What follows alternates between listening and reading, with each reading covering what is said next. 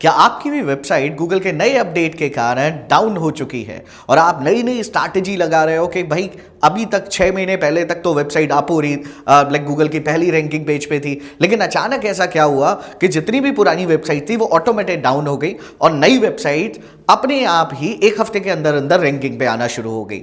Wait, I have a solution for it. Hello and hi everyone, मेरा नाम है Jugal Chauhan and welcome back to the course inbox YouTube channel.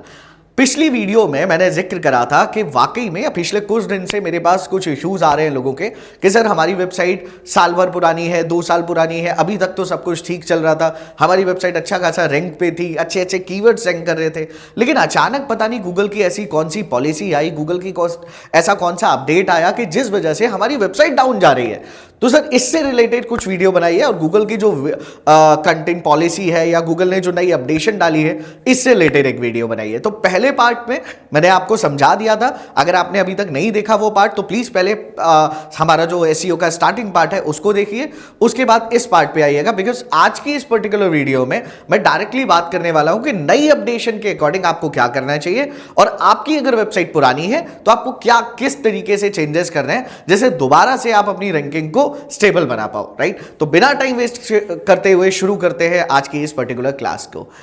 Alright guys, तो basically अब solution क्या है पुरानी वेबसाइट्स के लिए? जो क्वेश्चन आ रहे हैं कि सर पुरानी वेबसाइट चल तो अच्छी रही थी लेकिन ऐसा क्या हुआ कि एक साथ वेबसाइट डाउन हो गई, तो इसका सॉल्यूशन क्या है सबसे बड़ा? तो आइए सॉल्यूशन पे बात कर लेते हैं। Solution for old websites. Right, step by step मैं आपको सारा कुछ बताने वाला हूं ताकि आप अपनी वेबसाइट को फिक्स कर पाओ और कस्टमाइज कर पाओ। देखो बच्चों, एक बात आपको ध्यान रखनी है, आप जब वेबसाइट बनाते हो ना, आज की डेट में बहुत सारे लोग ऐसे हैं जो ये सोचते हैं कि जितनी भी वेबसाइट है वो केवल ब्लॉग्स के दम पे चलती है, केवल कंटेंट के दम पे। ऐसा नहीं है, पहले चलती थी, 2025 तक का कंटेंट जो था वो काम करता था ऐसे।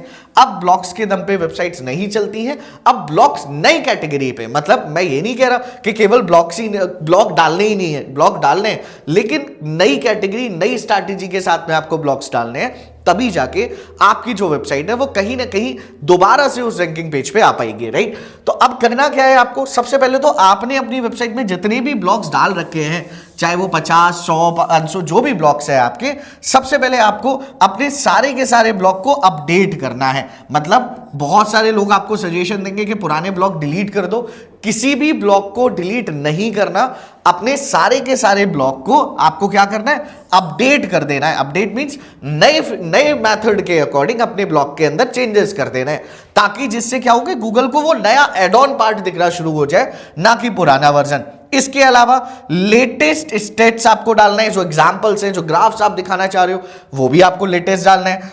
2026 के एग्जांपल्स ऐड करने हैं, ऐसा नहीं कि आप जो 2025 में एग्जांपल दे रहे थे, 2020 में जो एग्जांपल दे रहे थे वही एग्जांपल आप रिपीटेशन 26 में कर रहे हो। नहीं, अब काम नहीं चलेगा, आपको 2026 से ही रिलेटेड एग्जांपल्स भी सेट करने पड़ेंगे।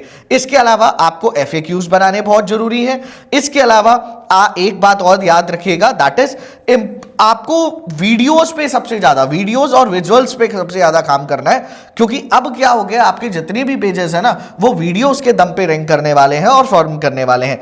एक बात याद रखिएगा, रिमूव लो क्वालिटी पेजेस। जो भी आपके लो क्वालिटी पेजेस हैं इनको आपको रिमूव करते चलना है। जो आपको लग रहा है अगर कि उस पेज पे ट्रैफिक नहीं है, बेकार पेज बना था, तो उसको हटाते चलना है स्टार्टिंग में ही, तभी जाके पुरानी वेबसाइट आपकी कहीं ना कहीं रैंक कर पाएगी और फंक्शन कर पाएगी। अब बात करते हैं content strategy for old website. बहुत सारे लोगों ने पूछा कि सर कंटेंट स्ट्रैटेजी हम कैसे बनाएं और किस तरीके की बनाएं? तो देखिए, कंटेंट स्ट्रैटेजी बड़ी सिंपल सी है और आज से अगर आप इसको स्टार्ट कर लेते हैं तो कहीं ना कहीं चांसेस है कि आपकी वेबसाइट रैंक करना शुरू कर देगी। क्या कि राइट प्रॉब्लम सॉल्विंग कंटेंट बहुत इंपॉर्टेंट है कि बच्चों आपको प्रॉब्लम सॉल्विंग कंटेंट अब लिखना है, ना कि ब्रांडिंग से रिलेटेड, ना कि इंफॉर्मेशन से रिलेटेड। आपको केवल और केवल प्रॉब्लम सॉल्विंग अगर आप कंटेंट लिखेंगे तो आपके चांसेस रहेंगे गूगल आपको पहचानेगा। एड पर्सनल एक्सपीरियंस बहुत जरूरी है। अगर आप रेगुलर बेसिस पे अपना पर्सनल एक्सपीरियंस डालते जाएंगे, मतलब ब्लॉग के अंदर भी आपको अपने पर्सनल एक्सपीरियंस को यूज करना है, वो भी बहुत ज्यादा इंपैक्टफुल रहेगा। पीपल ऑल्सो आस्क, इस टाइप के टैब वगैरह लगाना बहुत जरूरी है ताकि रैंडम जो क्वेश्चन है वो आए और जो लोग वाकई में सर्च इंजन पे सर्च कर रहे हैं उस पैनल को आप समझा पाओ, राइट। बहुत ही सिंपल लैंग्वेज में आपको अपनी ब्लॉग्स को इंटरेक्टिव रखना है और इंटरनल लिंकिंग बनाना बहुत जरूरी है, बिकॉज अगर आप इंटरनल लिंकिंग नहीं बनाएंगे तो गूगल आपको नहीं समझेगा। अब देखो पहले क्या कंडीशन होती थी, पहले हम गूगल एसईओ कैसे काम करता था, बहुत सारे टीचर्स बोलते थे कि भाई एसईओ पे काम करने के लिए हमें क्या करना है, गूगल के लिए भी काम करना है, ह्यूमन के लिए भी काम करना है, दोनों लोग पढ़ रहे हैं, दोनों लोग ऑप्टिमाइज कर रहे हैं। ऐसा नहीं होता, आपको अब लिखना ह्यूमन के लिए है, ऑप्टिमाइज गूगल अपने आप करेगा। आपको ह्यूमन के लिए लिखना है, मेरी बात इसको ध्यान से समझिएगा, लिखना आपको किसके लिए, ह्यूमन के लिए, ऑप्टिमाइज गूगल करेगा। अब बारी आती है video and short content SEO. इस पे आपको क्या करना है देखिए, रेगुलर YouTube वीडियोस आपको डालना बहुत जरूरी है, गूगल इन चीजों को बहुत लाइक करता है। रील्स डालना बहुत जरूरी है, शॉर्ट्स डालना बहुत जरूरी है। इसके बाद अपने ब्लॉग्स के अंदर अपनी वीडियोस के लिंक्स को भी रेफर करना बहुत जरूरी है, राइट। एक बात जो मेरी तरफ से आप लोगों के लिए टिप रहेगी, हर एक ब्लॉग के बाद एक वीडियो रैंडम आपकी जरूर जानी चाहिए। ये आपकी वेबसाइट में बहुत इंपैक्ट क्रिएट करेगा और कहीं ना कहीं गूगल इस पे भी आपको आगे बढ़ाएगा। अगला एक एक्शन प्लान मैंने आप लोगों के लिए बनाया है 30 दिन के लिए। अगर 30 डेज आप इस एक्शन प्लान पे काम करते हैं तो आपकी वेबसाइट जो डाउन चली गई है वो दोबारा से अपग्रेड हो जाएगी और बहुत प्यार से आपकी वेबसाइट में ट्रैफिक आना शुरू हो जाएगा।